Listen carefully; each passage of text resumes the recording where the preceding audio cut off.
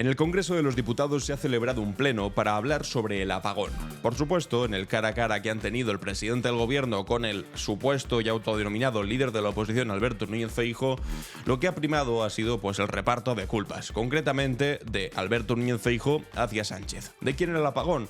Pues de tres cosas muy básicas. Primero, de Pedro Sánchez, para taparlo de su hermano, es que de verdad que es alucinante.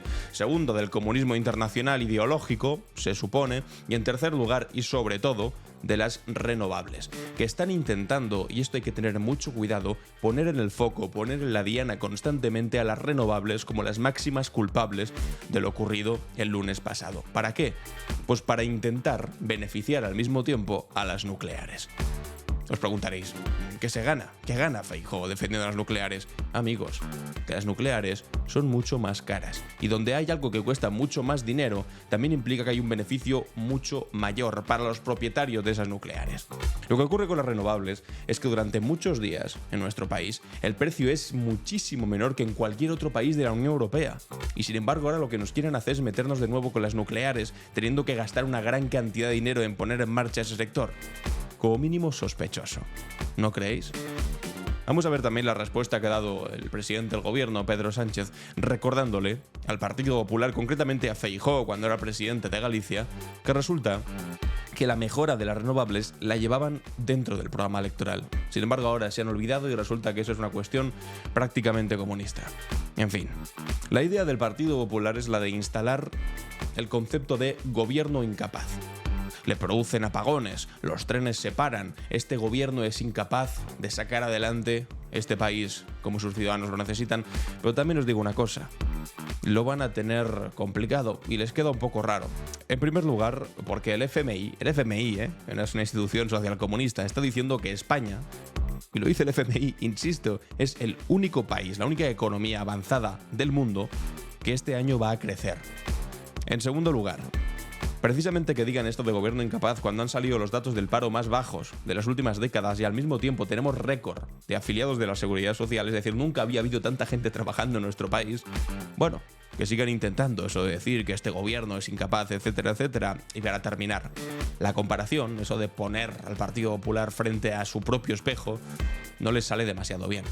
Porque ¿cómo vas a hablar de un gobierno incapaz teniendo a Amazon protegido en la Comunidad Valenciana? Teniendo las 7.291 víctimas en las residencias, pero sobre todo teniendo la historia, yo qué sé, el 11M con Aznar, el Jack 42, el Metro de Valencia. Hay tantas y tantas cosas que igual no tienen del todo la legitimidad como para hablar de gobiernos incapaces, ¿no? Desde el Partido Popular. Por cierto, ámbito internacional importante, ya ha comenzado el cónclave. Ayer salió la primera fumata negra, es decir, no se eligió el Papa como es lo habitual, pero hoy se van a producir 4 votaciones más, 2 por la mañana, 2 por la tarde. ¿Podría aparecer el nuevo Papa de la Iglesia Católica hoy? Sí. Y en el caso de que no aparezca hoy, quiere decir que las cosas se están complicando y que las mayorías no estarán tan claras como podría haber parecido en un primer momento. Vamos a explicarlo hoy, jueves 8 de mayo, en Clave Barroso. Estás escuchando Clave Barroso, un podcast de Alan Barroso. Y ya que vamos a tratar el asunto del Pleno del Congreso de los Diputados, no podía evitar no hablar de esto y además ponerlo al principio porque estoy convencido que os va a gustar mucho. Publica El Español: el tesorero de Vox se queda dormido en su escaño del Congreso mientras Sánchez habla del apagón. O sea, la imagen no tiene desperdicio. Aquí lo tenéis, Pablo Sáez, en la sesión del 7 de mayo, la sesión del día de ayer, echándose una siesta, pero bueno, o sea, descarada a unos niveles que de verdad me cuesta pensar que alguien tenga tan poca vergüenza. Claro, los chistes en redes sociales se han multiplicado y entiendo que ahora los comentarios también se van a multiplicar en este vídeo, porque ¿cómo puede ser que el partido que a sí mismo se autodenominaba como la España que madruga, resulta que madrugue tan poco, o que en el caso de hacerlo se le note tanto que no están acostumbrados? Porque madre mía, la tremenda siesta. Esta diputada al lado mirando y diciendo, madre mía, este tipo de aquí mirando hacia abajo, hacia este diputado diciendo, no me lo puedo creer que sea tan descarado, no me lo puedo creer, hasta con la boca abierta, porque la imagen no tiene sonido, que si no igual se escuchaban hasta los malditos ronquidos. Tenemos la fortuna de tener una de las extremas derechas más vagas de toda Europa. Eso sí que es un auténtico orgullo nacional, tener a estos vagos al frente de nuestro partido de extrema derecha. Por supuesto, Santiago Abascal ni lo veis ni lo esperéis, porque es otro tipo al que le cuesta un tanto madrugar, y en el caso de que madrugue y llega la hora que toca, que en contadas ocasiones ocurre, rápidamente se va de nuevo y entiendo que se irá a su despacho a echar una cabeceadita. Eso sí, me encantó el momento en el que Gabriel Rufián, hace unos pocos meses, publicó una fotografía diciendo, bueno, pues aquí son las 11 de la mañana y el señor Abascal todavía no ha llegado. Al rato contestaba Abascal, sobre las 12 o así, y le decía, no, lo que te jode, no sé qué, separatista, tal. Le volvió a responder el Rufián, bueno, son las 12, enhorabuena por haberte despertado. Y es que son un poco, están hechos pues como los seres humanos a imagen y semejanza de Dios, pues los diputados de Vox también están hechos a imagen y semejanza del señor Abascal, y todos pues parece que también tienen ese gen de vagancia extraordinario que anida en todos y cada uno los ilustrísimos diputados de Vox. ¡Qué imagen, de verdad! Bueno, por supuesto, si tenéis algún tipo de duda, un señor que no está nada mal pagado, 71.000 euros anuales. Pero una buena siestecilla. Imaginaos que esto lo hubiese hecho un diputado pues, de la izquierda. Lo hubiese hecho uno de Sumar, uno de Podemos, uno del PSOE. La que habrían liado, ¿cierto?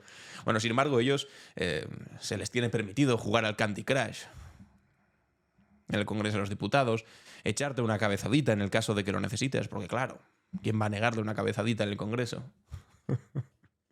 Y sobre todo si estaba escuchando el malvado Pedro Sánchez.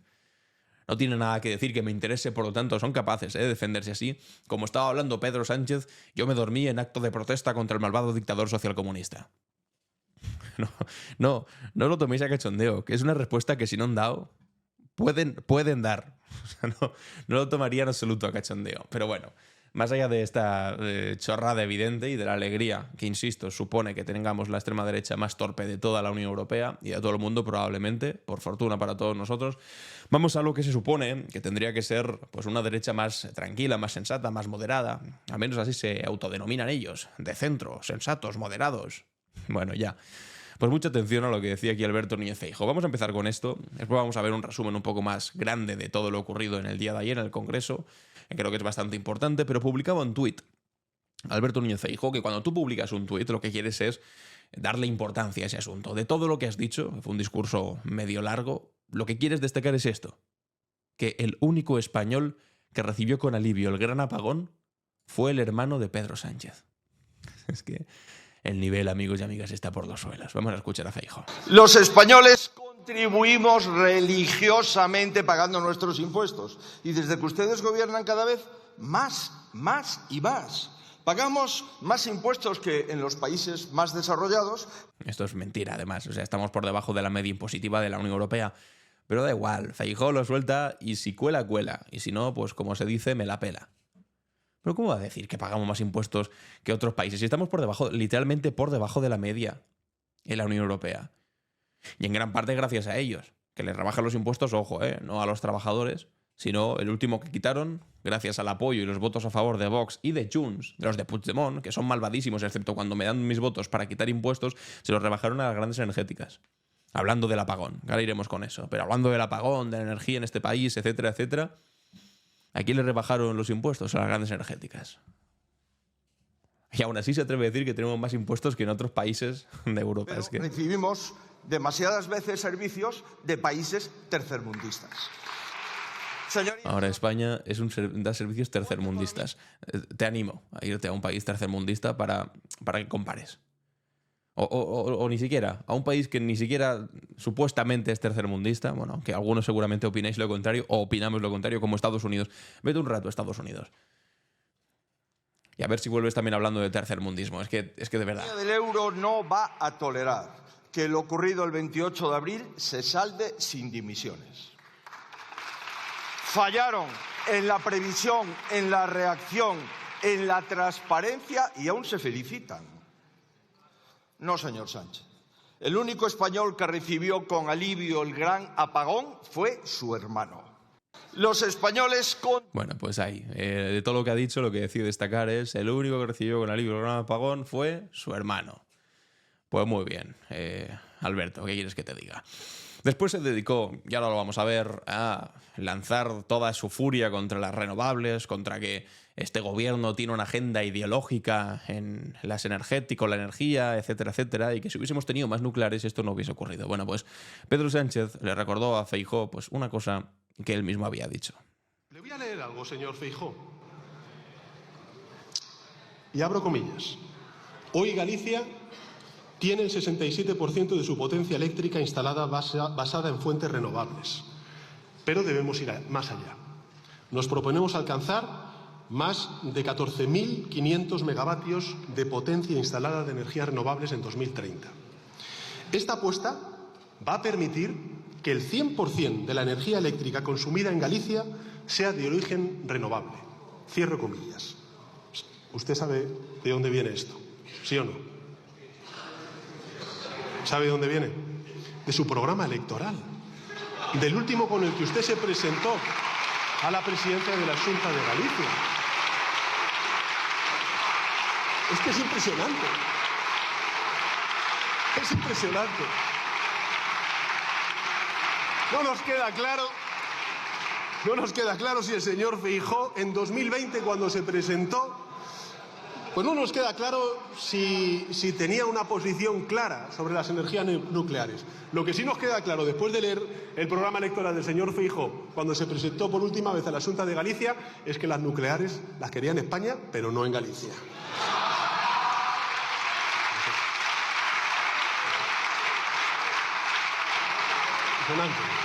Es que es muy fácil hacer el discurso de lo que necesitamos son energía nuclear y muchas más nucleares en España.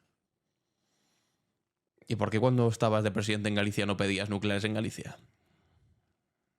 ¿Por qué fardabas de poder lograr el 100% de la energía utilizada en Galicia a partir de energías renovables? Curioso, ¿no? Si tan buena es la nuclear, si tanto la quieres, ¿por qué no defendías un cementerio nuclear en Ourense? O poner una central nuclear cerquita de Pontevedra o cerquita de ese chalet que tiene... ¿Os acordáis? Ese chalet que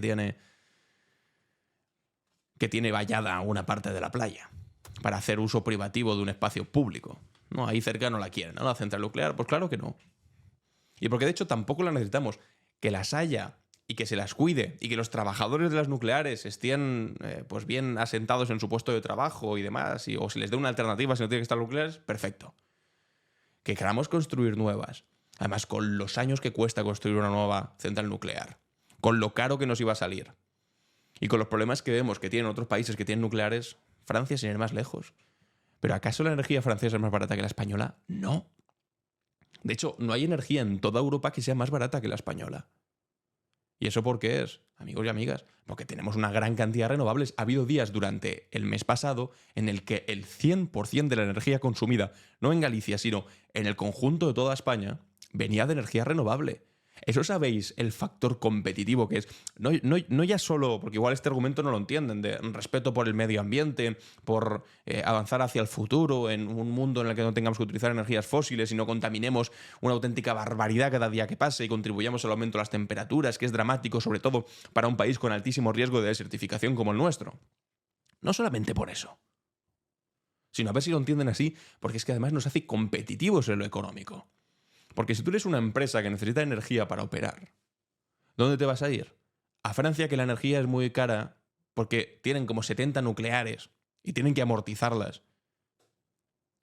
¿O lo vas a hacer en España, donde tenemos una energía pues, que es mucho más barata, que es mucho más sencilla de acceder, que además es limpia y lo puedes poner en tu eslogan? No, trabajamos con energía limpia. Si es que es perfecto.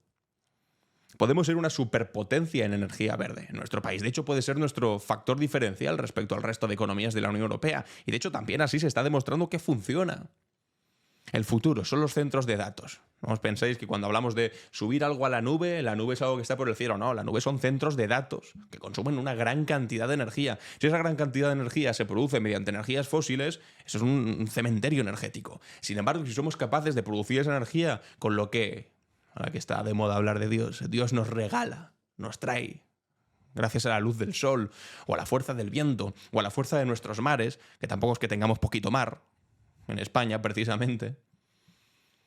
Entonces es una cosa completamente distinta, somos el paraíso energético en ese sentido. Y ahora tenemos aquí a estos que quieren lastrar el futuro de nuestro país, cosa que no querían para sus comunidades autónomas cuando gobernaban ahí, como acabáis de escuchar ahora a Feijóo.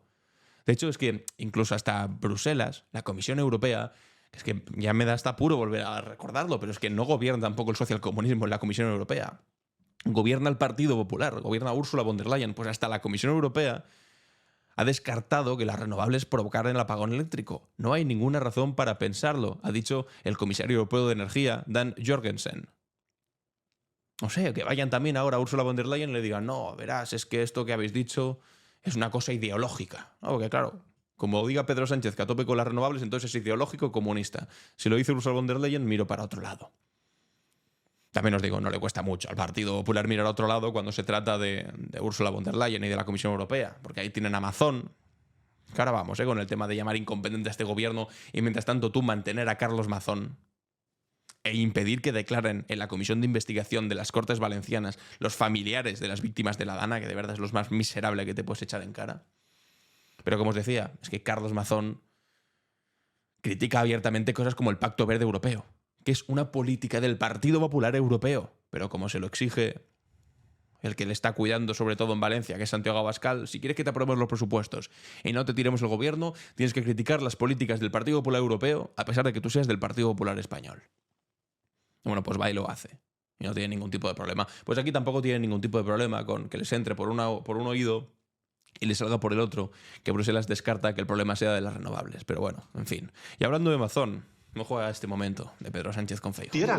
Esto no ha ocurrido hace 5 años, ha ocurrido hace pocos meses, señor Feijóo. Suba aquí y diga si de verdad el 30 de octubre, cuando usted estuvo en Valencia y afirmó que había estado en contacto permanente con el presidente de la Generalitat Valenciana, con el señor Mazón, durante el Día de la Dana, y que sabía perfectamente, porque estaba informado, lo que había ocurrido, ¿cómo es posible que cuando entregó el registro de llamadas el señor Mazón no hubiera ninguna llamada con usted?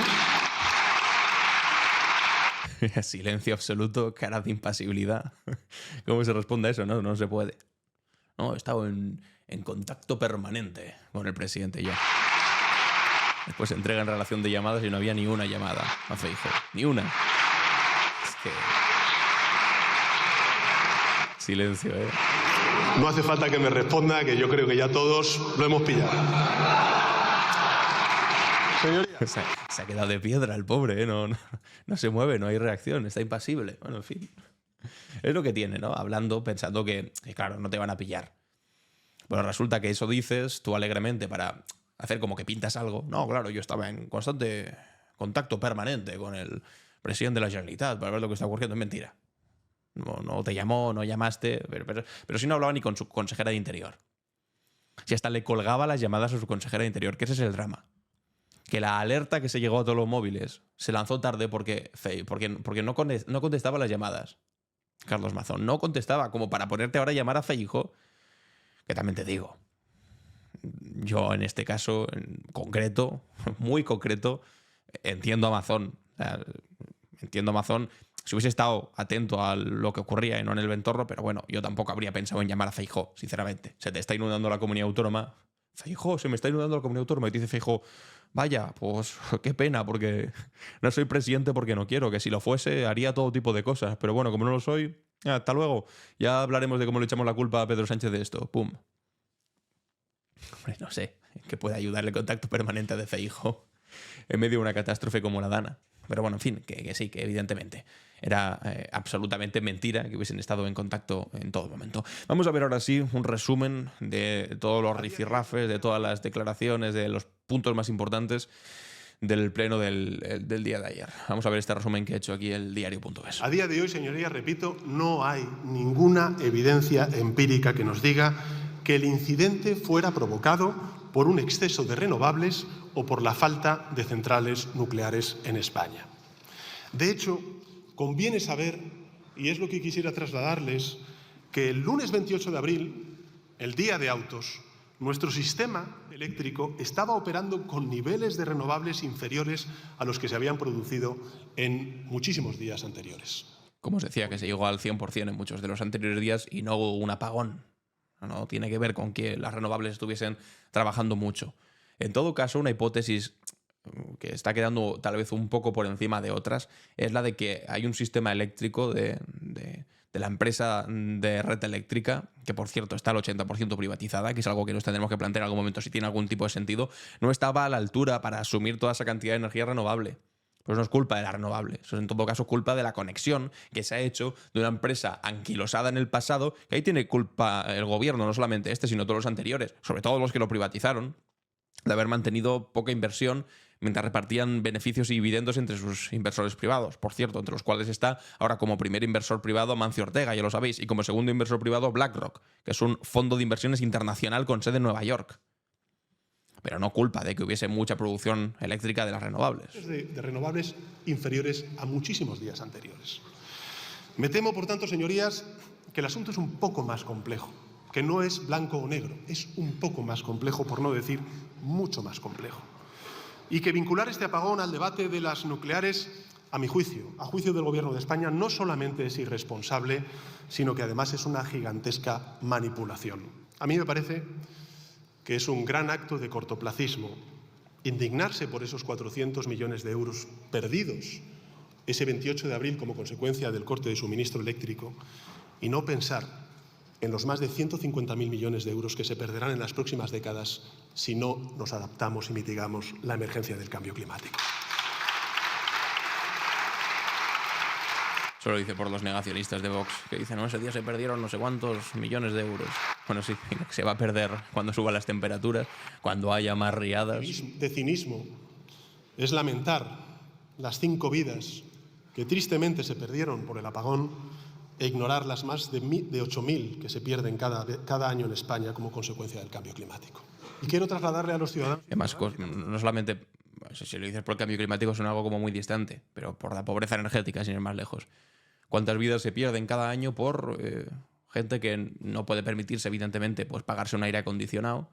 Las temperaturas son una cosa bestial y mueres por exceso de calor. Mueres asado, realmente. Un golpe de calor y te mueres. Personas mayores, sobre todo, que no tienen posibilidad de ponerse un aire acondicionado. Una persona mayor, 80, 90 años, con alguna otra condición médica, que está en su casa durante 3 semanas enteras a más de 40 grados, ¿qué creéis que pasa? Además, en las casas de los más pobres, siempre así, las que están peor aisladas, las que menos acceso tienen a aire acondicionado o a métodos de control del clima. Pues entonces, eso también son muertes del cambio climático, ¿no? Claro, es que si lo dices así, se cachondean en la derecha. No, muertes del cambio climático, ja, ja, ja, ja, ja. ¿Te vas a morir porque haga más calor? Pues sí, si tienes una condición médica previa y eres una persona mayor y estás a 40 grados durante un montón de días y que literalmente te mueres de un golpe de calor. Y eso no cuenta después. Ha muerto por un golpe de calor. Bueno, sí, pero un golpe de calor porque vivía en una casa de mierda, porque no tenía capacidad de aislarse, porque... Y frente a esto, ¿qué es la solución que te dan muchos de estos? ¿No? Porque se vaya a la iglesia, que se está fresco. Esto lo ha dicho Vox, ¿eh? Que se vayan a la iglesia. Vaya. Mira a nuestros socios europeos, que España, por supuesto, va a estar a la altura en este momento histórico. Y lo vamos a estar junto a nuestros socios europeos para defender nuestros valores y nuestros intereses. Porque no queremos ser, como algunos que están sentados en esta Cámara, ni apóstoles del caos, ni vasallos de los oligarcas internacionales. No, se refiere evidentemente a Santiago Abascal. Que es sorprendente ese nulo respeto que tiene usted por los españoles, y eso se mide en que ni siquiera ha pedido usted disculpas. Ni a los españoles, ni a nuestros vecinos portugueses, ni a nadie. Es el mismo respeto que demuestra mezclando el apagón con el plan de rearme. Ninguno. El totum revolutum. Mejor mezclarlo todo para hablar de nada. Yo estoy seguro de que quizás esa no era su intención, pero al final combinar los dos temas ha quedado muy ilustrativo. Mientras toda Europa refuerza su defensa, en España no sabemos ni siquiera si podemos sufrir otro apagón mañana. Ciertamente revelador, señorías. Comparece el presidente del Esta es la idea de Feijóo, daos cuenta, de intentar, pues eso, tratar al gobierno como si fuese inepto, incapaz, no puede garantizar que mañana no vaya a haber un apagón. Este gobierno pues no da más de sí, ese tipo de idea. Que, como os digo, podría ser inteligente por parte del líder de la oposición si no fuese porque tiene en su haber pues cosas tan graves como lo de Valencia recientemente, o como en su historia pues cosas también bastante más pésimas que un apagón que por fortuna del que nos recuperamos relativamente rápido. y que no hubo que lamentar pues muertes más allá de las 5 personas. Que bueno, que en un día normal, por desgracia, pues en la Cañada Real también se quedan sin energía y también hay gente que se le quema la casa cuando se va la energía de un edificio o lo que sea. Bueno, en fin, ya sabéis. Pero que creo que le va a costar un poco llegar a imponer esa idea de la ineptitud. Pedro Chávez para hablarnos de seguridad. Espera, he llamado Pedro Chávez. Gobierno Pedro Chávez para hablarnos de seguridad. Pedro Chávez. Han dejado de llamarlo ya Perro Sánchez para llamarlo Pedro Chávez. Es un meme este tío. Estará recién despierto y claro, tampoco esperéis que le funcione demasiado bien la cabeza. Y de defensa, pero debería comparecer para presentar su dimisión por no ser capaz de garantizar ni la seguridad ni la defensa. Porque ¿alguien puede imaginar en qué circunstancias una nación pasa a estar más insegura y más indefensa que sin acceso a la energía? Pues eso es lo que vivimos la semana pasada. España absolutamente insegura, España absolutamente indefensa y España absolutamente apagada por primera vez en la historia. Reconocemos y valoramos La apagó Sánchez, claro. que permitió restablecer el sistema en poco más de 15 años. Es Verónica Martínez, portavoz de Por Sumar. alto las preguntas que este apagón ha abierto y que exigen respuestas urgentes. ¿Por qué no se pudo estabilizar la caída? ¿Dónde falló el sistema de protección? ¿Por qué no se activaron los mecanismos previstos para frenar el efecto cascada? Señor presidente, todo esto nos lleva a una conclusión ineludible. No podemos permitir que el suministro eléctrico de todo un país dependa de decisiones empresariales orientadas al beneficio privado. Necesitamos... El problema cuando tienes privatizada la red eléctrica, todo el sistema de distribución de la energía, es que, ¿qué creéis? ¿Cuál es la orientación de esa empresa? Que 80% es privada y 20% es pública. La dirección es pública, ¿vale? Porque es que es el accionista mayoritario, el Estado, un 20%. Pero es que si sumas todos los accionistas privados suman el 80%. Por lo tanto, ¿cuál va a ser la decisión? ¿Dar un buen servicio? ¿O repartir dividendos entre los accionistas privados? Que si meten dinero ahí no es porque les haga ilusión formar parte de la red eléctrica. No, es porque saben que van a sacar dinero. Porque es un monopolio, además, lo sabemos. O sea, no hay 17 cables diferentes de 17 empresas distintas. No, hay uno solo por el que va toda la energía de las diferentes empresas. Entonces es un monopolio, de facto. Y la gente se mete ahí y empresas internacionales de inversión como BlackRock, pues no por bondad, sino porque saben que van a sacar pasta. Entonces, ¿cuál es la orientación de la empresa de red eléctrica? ¿Dar un servicio o ganar pasta? Pues ganar pasta, amigos y amigas. ¿Eso es seguro? No, claro que no es seguro. Pero bueno, no digas eso que te llamarán comunista. A pesar de que sea lo más habitual en cualquier país que tenga un mínimo respeto por la defensa de su país, por controlar sectores claves estratégicos para la vida de sus ciudadanos, de sus empresas y también de su ejército. Bueno, aquí nada. Aquí todo sea porque sigamos repartiéndole buenos dividendos cargados de dinero a los accionistas internacionales o a Mancio Ortega. 100% pública, eficiente y resiliente. Una red que garantice la seguridad energética sin estar sujeta a los intereses de un oligopolio. Si concebimos la energía como un derecho y la infraestructura eléctrica como una pieza estratégica clave, entonces debemos avanzar hacia un modelo de control público y democrático. El lunes, tiene toda razón, las 3 maneras de funcionar del Partido Popular. Abel Rufián. Desaparecer, delegar y rajar. Desaparecer como Mazón, delegar como Ayuso y rajar como Feijóo. Porque la verdad, señorías, es que a la media hora del apagón, 7 comunidades autónomas gobernadas por el Partido Popular llamaron al gobierno y dijeron: esto para ti, esto para ti. Cómete tú el marrón. Hemos visto al miserable y al mentiroso y al inútil de Mazón pidiendo explicaciones. Es alucinante. Y dando lecciones de ejemplaridad. Bueno, yo supongo que algunos lunes ya estaría comprando baterías eléctricas a China. A ver si podían hacer algún negocio. Quien diga... Algún primo de Ayuso, algún sobrino, que el hermano ya ha trincado, el novio ya ha trincado, dice, no, negocio nuevo, comprar baterías y placas solares en China para vendérselos al gobierno de mi tía, de mi prima o de mi hermana, si quiere meterse de nuevo el hermano. Y que lo que pasó el 28 de abril es por culpa de lo público, miente. Quien diga hoy aquí que lo que pasó el 28 de abril es por culpa de un exceso de renovables, miente. Y quien diga hoy aquí que lo que pasó el 28 de abril es por falta de nucleares, miente. Miente porque quiere intoxicar, o miente porque quiere cobrar, o miente por ambas. Pero que estén mintiendo sobre este asunto tampoco quiere decir que no tengamos que pedir explicaciones, porque efectivamente no es normal que en un país como el nuestro nos comamos o aceptemos sin crítica alguna que haya ocurrido un apagón durante tantísimas horas. Tiene que haber explicaciones. Y más allá de explicaciones que entiendo que son complicadas, porque lo han dicho todos los expertos, después sale Miguel Tello y dice, tendría que haber explicaciones ya. Vosotros que lleváis 6 meses sin explicar dónde estaba Amazon encerrado. En fin, estáis vosotros para exigir explicaciones. El propio Amazon, como decía ahora Rufián, también exigió explicaciones, pero ¿quién te has creído tú? ¿Quién te has creído tú para pedir explicaciones? Pero bueno, en fin, a pesar de que los expertos dicen que las explicaciones pueden tardar meses, porque es muy complicado y hay millones y millones y millones de datos que hay que procesar, a pesar de eso, si no das una explicación, sí que tienes que ofrecer un plan claro. Y por eso yo creo que esta idea de no puede ser que una cuestión fundamental como esta esté en manos privadas. Lo decía antes la portavoz de Sumar, pero también lo dijo, no lo hemos escuchado aquí porque no lo han metido en esta recopilación, pero lo dijo también Rufián. Dijo, fíjense, ahora mismo Red Eléctrica cuesta unos 10.000 millones. De esos 10.000 millones, en España el Estado ya tiene un 20%.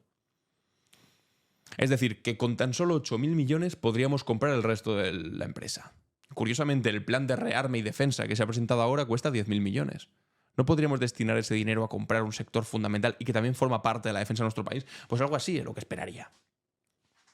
Porque si no, lo que vamos a tener es simplemente una defensa constante, y en política no hay nada peor que estar todo el rato a la defensiva, pues estar a la defensiva con el asunto de las renovables, mientras la derecha está todo el rato apostillando y machaconamente diciendo que aquí con unas buenas decenas de centrales nucleares, por supuesto ninguna en los territorios donde gobiernan ellos, porque claro, después le preguntas, vale, ¿dónde la ponemos, las nuevas centrales nucleares? ¿Se la ponemos a Murcia? No, te dirá López Miras, no, en Murcia no. ¿Se la ponemos, no sé, otra en Castellón? No, te dirá Mazón, mejor en Castellón no. ¿Se la ponemos en Aragón? No, te dirá Azcón. ¿Se la ponemos en Castilla y León? No, te dirá Mañueco. ¿Dónde la ponemos? En Cataluña, ¿no? Que se la coman los catalanes, te dirán los del Partido Popular. En cualquier sitio donde no gobiernen ellos. Así no funciona. Bueno, por supuesto en Madrid. Ni está ni se la espera. Porque Madrid además energía no produce, ¿eh? Madrid es un pozo en el que toda la energía que producen otras comunidades autónomas va a parar ahí.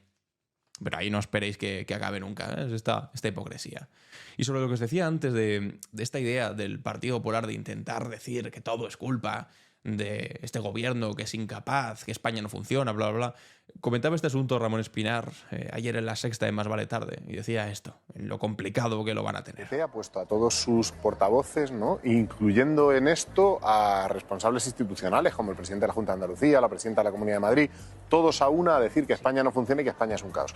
Bueno, pues España es la economía que más crece de la OCDE.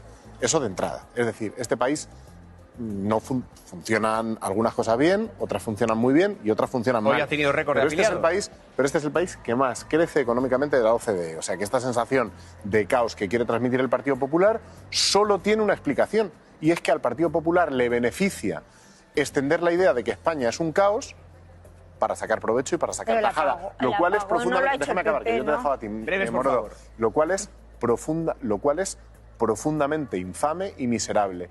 Y a la presidenta de la Comunidad de Madrid lo que hay que decirle es que se preocupe menos por el caos generalizado y más, por ejemplo, por no darle de comer basura a los ancianos en las residencias y a los niños en los colegios. Bueno, por ejemplo, que eso sí que es una gestión pésima.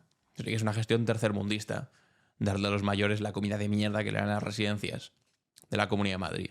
Por cierto, todas privadas, otros negocios en los que en lugar de primar el servicio, lo que priman es intentar sacar beneficio. Para muchos inversores internacionales, que cuidado con esto, no tiene nada que ver con el asunto, pero lo tengo que decir, cuidado con el sector del cuidado de los mayores, porque hay también muchos fondos internacionales de inversión que están viniendo a España porque saben que de aquí a 20, 30 años vamos a tener una gran cantidad de personas jubiladas, que son los que ahora pues tienen 50, 60, todo el baby boom, básicamente, y que eso va a hacer una gran cantidad de negocios en torno al cuidado de las personas mayores.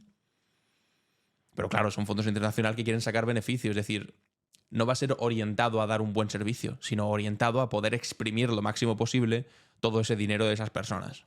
Cuidado con eso porque va a ser auténticamente dramático. Pues también recordaba aquí el presentador Iñaki, como precisamente cuando el Partido Popular intentaba trazar esa idea de un gobierno incapaz, bueno, pues resulta que recibimos esta noticia. Y es que ayer nos enteramos de que el empleo ha superado en nuestro país un nuevo récord histórico con más de 21,5 millones de trabajadores en abril.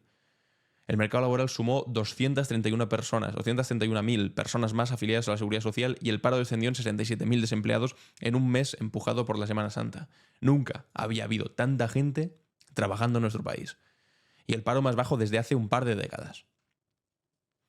Y ahora sí, bueno, imagínate, si llegamos a tener una situación económica complicada, lo del Partido Popular ya estarían echando espumarrajo por la boca. Pero si con estos datos, que son buenos en lo económico, están diciéndote que España es un país tercermundista, que esto no va más, Abascal llamando a Pedro Sánchez Pedro Chávez, pues imaginad lo que dirían si fuesen en otra manera. Pero lo que os digo es que se pueden inventar la realidad, ponerse una mano delante de los ojos e inventarse que todo lo que están pisando es lava y vivimos en el cráter de un volcán.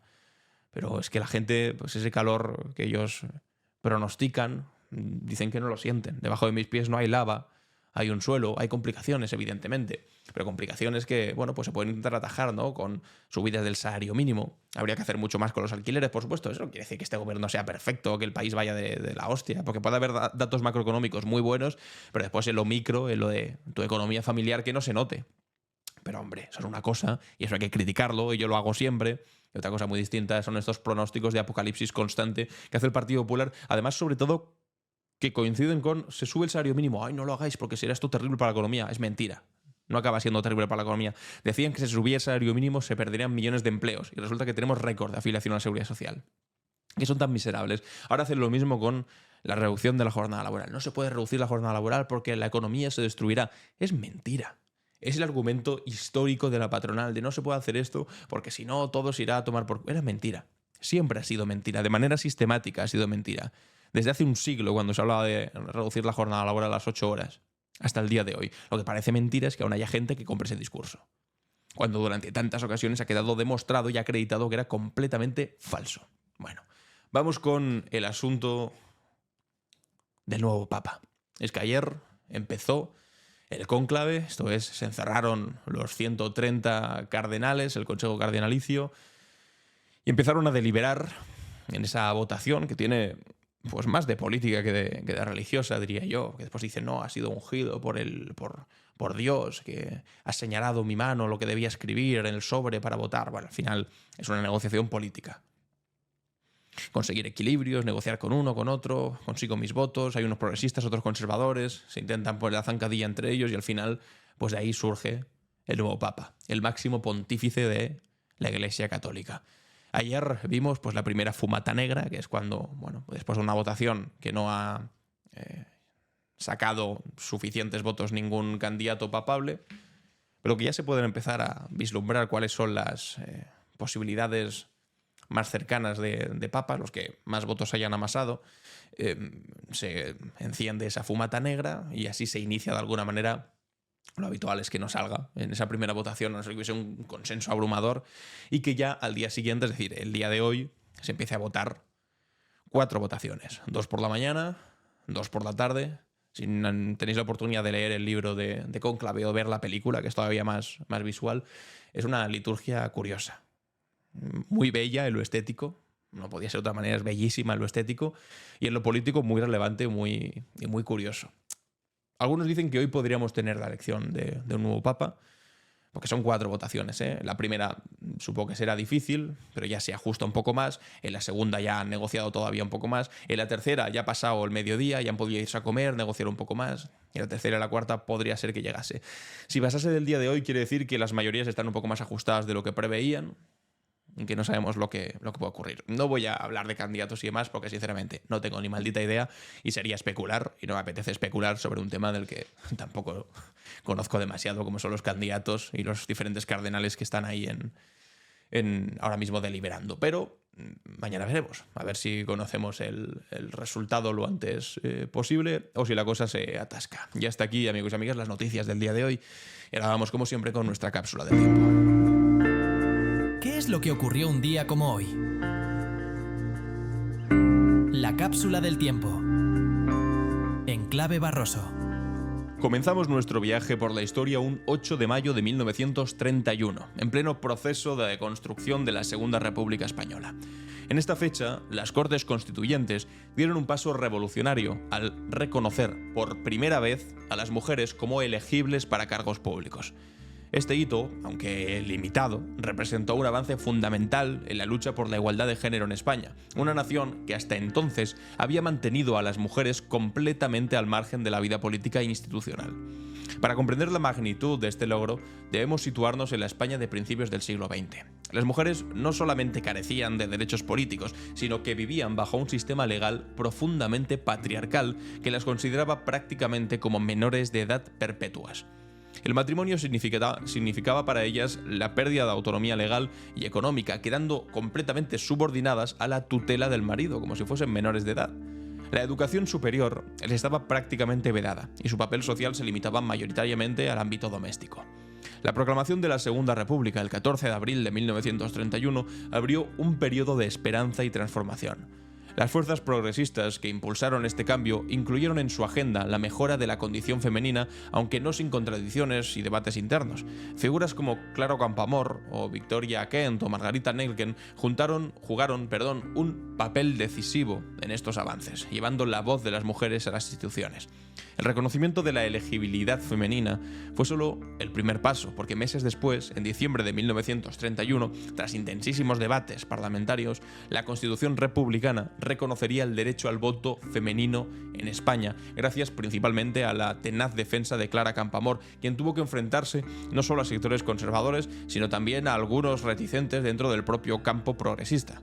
Estos avances, lamentablemente, tuvieron una vida corta, porque el golpe de Estado fascista de 1936 y la posterior dictadura franquista supusieron un brutal retroceso en los derechos de las mujeres que no recuperarían el terreno perdido hasta la transición democrática más de 4 décadas después.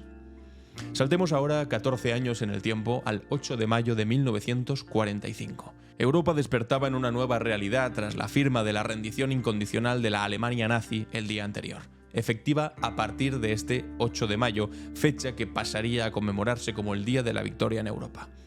La rendición, firmada por el mariscal Wilhelm Keitel en Berlín, puso fin oficial a la pesadilla nazi en el continente europeo. Las imágenes de las celebraciones en Londres, París, Moscú y otras ciudades europeas dan cuenta del inmenso alivio y esperanza que invadieron a poblaciones devastadas por 6 años de guerra y ocupación. Sin embargo, más allá de las celebraciones, es fundamental recordar el verdadero significado de esta victoria. No fue simplemente el triunfo de unas naciones sobre otras, sino la derrota de la ideología más oscura y destructiva que ha conocido la humanidad moderna, el fascismo. El nazismo representaba la negación absoluta de los valores de igualdad, de libertad y de dignidad humana que consideramos fundamentales. Su derrota fue, ante todo, una victoria de la humanidad sobre la barbarie. Es crucial subrayar el papel decisivo que jugó la Unión Soviética en esta victoria, porque más de 27 millones de ciudadanos soviéticos perdieron la vida en lo que ellos llamaron la Gran Guerra Patria. El Ejército Rojo soportó el peso principal de la lucha contra la Wehrmacht, destruyendo aproximadamente el 80% de las fuerzas alemanas. La batalla de Stalingrado marcó el punto de inflexión en la guerra, demostrando que el avance nazi podía ser detenido.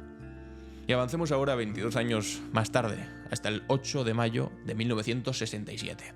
En este día, el gobierno de Estados Unidos despojaba a Muhammad Ali, entonces en la cúspide de su carrera, del título de campeón mundial de boxeo. ¿Cuál era su delito?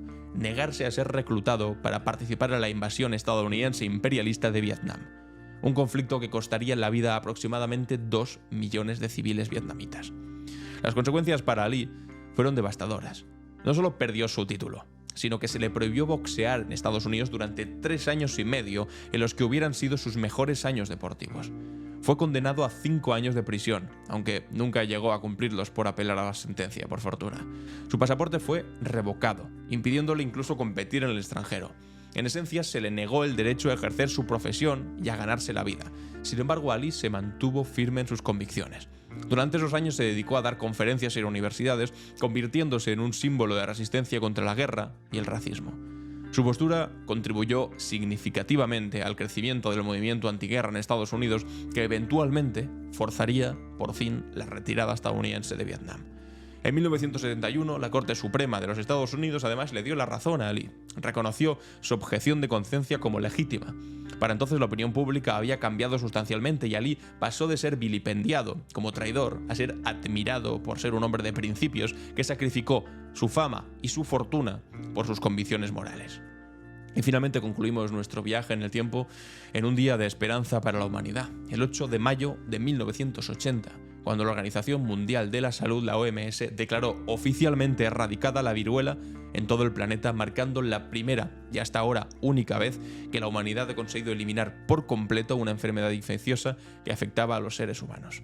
Esta victoria, sin embargo, no fue obra de un solo país o de un puñado de científicos brillantes, sino el resultado de un esfuerzo global coordinado que duró décadas. La campaña de erradicación, iniciada oficialmente por la OMS en el 59 e intensificada a partir de 1967, movilizó recursos y personal sanitario en todos los continentes, con especial énfasis en las regiones más afectadas de África y Asia. La viruela, una enfermedad que causaba la muerte aproximadamente al 30% de los infectados y dejaba cicatrices permanentes en los supervivientes, había azotado a la humanidad durante al menos 3.000 años. Solo durante el siglo XX se estima que provocó entre 300 y 500 millones de muertes. Su erradicación representa uno de los mayores logros de salud pública en la historia. Lo que hace particularmente significativo este triunfo, además, es que se consiguió a través de la cooperación internacional y de la ciencia puesta al servicio del bien común. Países que en otros ámbitos eran adversarios, como Estados Unidos y la Unión Soviética en plena Guerra Fría, colaboraron incluso en este esfuerzo. La vacuna se distribuyó gratuitamente donde era necesaria, priorizando la salud humana sobre los beneficios económicos. En definitiva, una distribución socialista. Y hasta aquí, amigos y amigas, nuestra cápsula del tiempo. Ahora vamos con las preguntas y respuestas. ¿Y tú? ¿Qué opinas? En Clave Barroso. Bienvenidos y bienvenidas a ¿Y tú qué opinas?, donde os hago una pregunta y después leo vuestras respuestas. Aquí Videogame decía: lo de Alvise y sus eurodiputados, que ya sabéis que acaban de romper, se llevan fatal y acaban de romper esa pequeña unidad que eran de 3 eurodiputados, me hace pensar en cómo serían capaces de gobernar para un país entero si se llevan a hostias entre ellos. Muy buena pregunta. María dice: necesito entender cómo puede ser que Mazón, con 228 muertos a sus espaldas, siga ahí como presidente y Mónica Oltra tuviera que dimitir sin tener ninguna causa cierta. ¿Alguien en la sala me aclara esto, por favor? Es imposible de aclarar esto, María. Imposible. Pablo dice: sobre lo de impedir la comparecencia de la gente afectada por la Dana no me sorprende. Algo similar hizo el Partido Popular de la Comunidad de Madrid con las víctimas de la residencia de mayores. Más bien, me sorprendería, y en el buen sentido, si realmente quisieran investigar de verdad. Y después añade que el juez Peinado tiene un chicle muy largo, que hablamos también ayer de ello. Y Chete añade sobre el juez Peinado esto: para el juez Peinado, Begoña Gómez es culpable, aunque se demuestre lo contrario una y otra vez. Al final tirará tanto del hilo que la acusará de robar un sugus de la tienda del barrio cuando tenía 8 años. Y es más, yo digo que imputará incluso a la dependienta de esa tienda por colaborar con Begoña Gómez cuando tenía 8 años. Es lo que nos faltaba. Para el día de mañana me gustaría que me comentaseis qué opináis sobre este cara a cara que hemos visto entre Feijóo y el presidente del gobierno, Pedro Sánchez, y los argumentos que se han utilizado para atacar a las renovables, defender a las nucleares y sobre todo pasar de puntillas por encima del hecho de que Red Eléctrica es una empresa de facto privada, con más del 80% privatizada de manera ridícula e infame. También sobre esta idea del Partido Popular de que este gobierno es incapaz, etcétera, me gustaría saber vuestra opinión. Ya sabéis, una R, 2 puntos y vuestro comentario para que lo vea el día de mañana. Y hasta aquí el capítulo de hoy, jueves 8 de mayo. Yo soy Alan Barroso y esto ha sido Clave Barroso.